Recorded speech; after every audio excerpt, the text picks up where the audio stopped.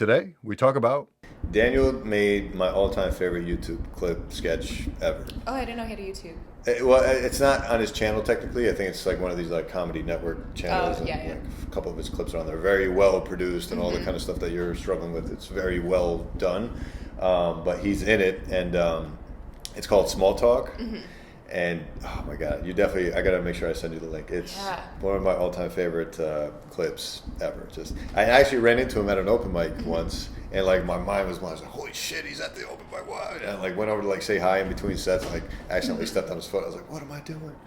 Yeah, I tried to. He grab probably him. apologized to you. Yeah. Sorry. Yeah. How do you think I tried to get a picture with him, and I could sense that he wasn't really into it. So I was like, all right, I'll back away from this. But yeah, I was so blown away. Like, holy shit, he's here, and he crushed too. He was so funny. It's so weird when you're like a comedy fan before you get into comedy, because that was what happened to me when I was in LA. I started to learn who the underground comedians were, and I thought they were famous from interning at this comedy theater. Not famous at all. Yep. I don't know if you know who Hampton Yunt is. Don't know that name. Really, really funny writer. He's like, I would call him like a cross between Patton Oswalt and like Rory Scovel. Oh, okay. High energy, tightly written jokes. Gotcha. Yeah, I wish I had that skill set. I am not a writer at all. Yeah, I don't know what I am.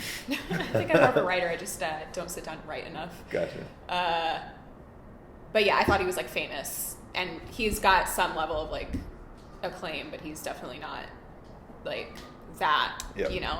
But yeah, Daniel, I really like this new wave of comics, like Daniel Simonson, Usama Siddiqui, both got passed at the Cellar, and you'll see them on like I don't know how often they're getting up, I don't know how many slots they're being given, but they're both like Cellar comics now, which for most people is like their top 5 list of goals in comedy, and they're still at open mics at like midnight. Oh, I see him there all the time. Actually, I invited Usama on the podcast. He's going to be here maybe Friday, if not in a few weeks. I'll have him back on. That's great. Yeah, keep an eye out, guys. Yeah. His sneaker choices are probably going to be better than mine.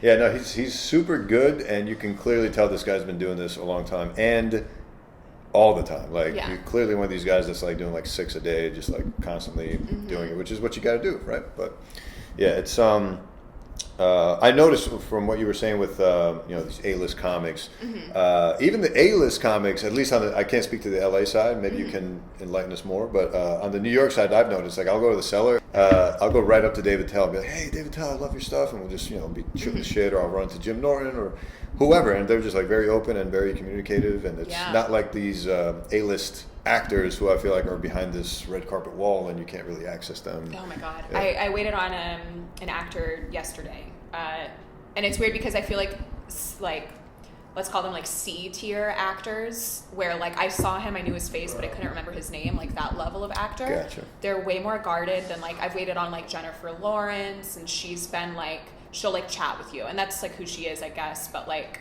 I don't know if she's a great example. I don't know if she's she's very extroverted. Maybe Bradley Cooper, I don't know, would be a more apt example, or like Aaron Judge came in and he was like really open and like chatty. But like this guy who like I was like, what's his name? Literally hiding, would not make eye contact with me, did not want me to know who he was. And it's like, dude, like you were good in Juno, but like chill. And then comics, I don't think we have that level. Like Jim Norton, if you say Jim Norton to your mom, they won't. Who? Yeah. I think that's part of it too, is like because they're not in like major movies that like millions of people have seen, they're not dealing with that same level of like, okay, enough, I gotta pull away here. But yeah, I just love that because Daniel Simonson, he's at the same open mic I am, and I get to go up and say hi, so it's like super cool. I guess I don't know. I haven't heard much about the LA scene because I don't meet a lot of LA-based comics, obviously. But how I can't remember if I don't think we talked about this, but how's the open mic scene out in LA? Way more difficult. That's what LA's great if you're like an A-list comic. There's like tons of stage time for you. But for the middle class of comedians, where you have like your Osama Siddiquis and you're like Daniel Simonson, where they're really good comics, but they're not a draw yet. No one's going to see their name on the flyer unless it's like you or me and be like, I got to check this guy out. Right. It's way harder to get stage time there because people don't want to leave their homes. There's more driving. You're not walking around and getting barked into the cellar. You're like, if you're going somewhere, it's on purpose, and like it's a place that's like saturated with entertainment, and everyone's got a show they want you to come out to, a concert. You're tired of your friends inviting you to all their things. So yeah, that's different. And then the open mics, fewer of them, and there it's way more common to have a mic where like 100 to 200 people show up, like open mic comedians, maybe closer to 100. Jesus, still. Only 80 get up, and at the end of the night you find out you're in that group of 20 that didn't get their name drawn, and that's it, and you just blew 2.5 hours. Wow. And just fuck that. Yeah, that's why I left. People, open micers in LA are fucking miserable. Like, it's a miserable experience altogether. Partially because comedy is hard, and also because I think we're like prisoners of our own like fucked up minds. Yeah. But the other aspect is like it's just physical. There's way more space, and there's huge parking lots to go hang out at, and the weather's always nice. So I would go to open mics too, where there's 30 people signed up, 25 of them are outside talking shit. They flood in to watch their one friend or the one guy that routinely kills, and then they flood back out as soon as like a newcomer comes on stage. So it sucks. And when you're like brand new to comedy and you're like a new open micer, you like have to have a right-sized head about where you are in the scene, because otherwise that'll fuck with you. Oh yeah. Yeah, no, this is not for everybody. I've learned that. Not the hard way, but yeah, it's just, man, I sometimes start to question, like, what the fuck am I doing, you know? Yeah. So are you hoping to, like, completely pivot out of medicine and just do this full time? No, I wouldn't say pivot completely out, because, A, it's going to be a while. Yeah. B, I like the fact that I can bring the medical angle with me, so I feel like it allows for a lot of content. Well, who else? Kim Jong. Is that Dr. Kim? Because I was about to say Ken Jong. Yeah, sorry. Ken. So I was like Kim Jong-un? Yeah, I misspoke. Dr. Ken. Yeah. Because I was like, wait, no, it's not Dr. Ken. He started as a doctor. There's Dimitri Martin, who started as a lawyer. Right. There's like a few like that. Yeah. Yeah, no, I'm definitely... I don't know any other doctors that are really doing this actively currently. Nothing I've seen on my social media. But yeah, I'm told that a lot, especially with all the videos I pump out all the time. Yeah, and I'm way behind on these podcasts. I'm like, well, between the medical aspect and the shoe aspect, I think you've got yourself like a solid brand. Right? Yeah, already, like, that's half of it. Yeah, and then I threw in the comedy thing, and it was just like, yeah, it's been a lot. It helps not working 2 weeks a month. Yeah. What was I going to say? Yeah, no, I don't think I'll ever leave it completely, because I like having that balance of art and creativity, but also something like actually, quote, useful, for lack of a better word, because I never used to understand this until I started doing like creative things, YouTube, Instagram, comedy, whatever, where like people, artists would talk about how depressed they are, or like how they're like lost or whatever. Never got it. I finally started to get it after I started doing it, because I was like, holy shit, man, if you base your entire existence on something creative, which is, quote, not real, it's like, it's only important to you, or what's the right phrasing for this? It's like, when someone challenges you, like if someone leaves a hate comment and people take it so personally, I'm like, dude, it's just a fucking hate comment, get over it. But I kind of get it now, because it's like, dude, they're challenging your entire existence. Yeah. And is this really real, and is this really worth it?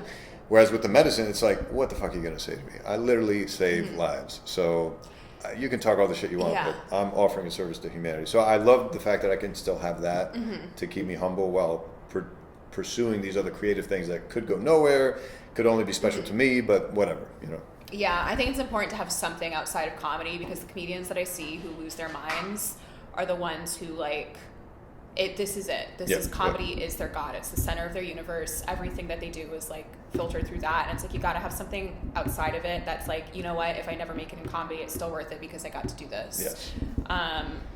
I kind of came to peace with the fact that like, if comedy doesn't work out, I will be working in restaurants for the rest of my life, and like, if I focused 100% on restaurant work, I can, ascend the ranks and be GM or like whatever someplace. Right. But yeah, I like actually look forward to going in and waiting tables now, because it's 50% mechanical. It comes pretty easily to me. I get to talk to like regular people and just like chill out for a second. Like I enjoy going into work. Yeah. How often do you work? 4 shifts a week. Oh, 4 shifts. Okay, that's not pretty bad. Solid. And like with waitressing too, it's like a daytime shift will be like 10 to 3. Okay. So it's like 5 hours. It's not that bad. I got sick of it because I was at this one restaurant, and you just got to like switch it up a little bit because I was there for 2 years, and just you get over it. Getting stuff, yeah. I sense the same kind of thing with people who are only in a non-creative field too. So like people who are solely been working in restaurants their whole life, or people who are solely doctors. Like if you challenge their existence as a doctor, they'll get super offended. Or if you question their knowledge base, or if you anything, they take it like a personal attack, like, hey, Yeah.